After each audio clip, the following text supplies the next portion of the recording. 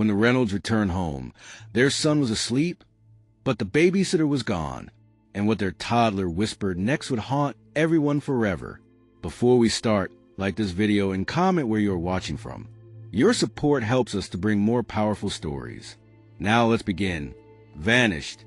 That's the only word people in the small town of Maplewood, Ohio, could use when 19-year-old Lindsey Parker disappeared without a trace.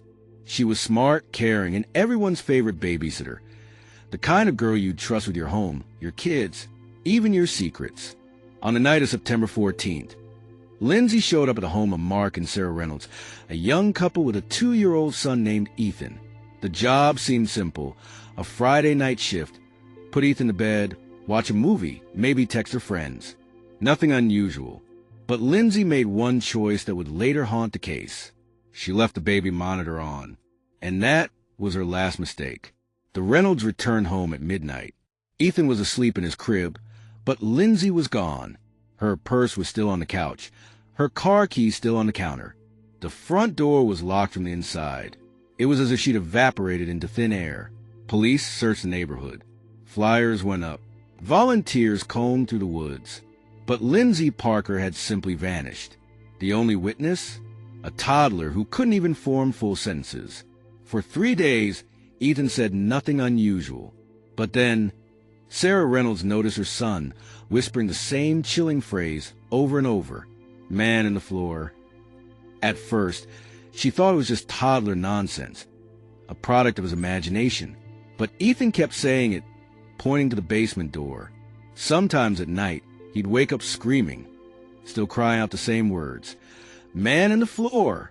Sarah finally told the police, and that strange phrase became the break investigators needed.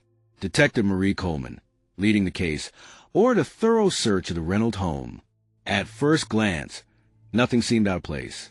But when officers pulled back the old carpet in the basement, they noticed something: a square cutout in the concrete floor, poorly sealed with fresh cement.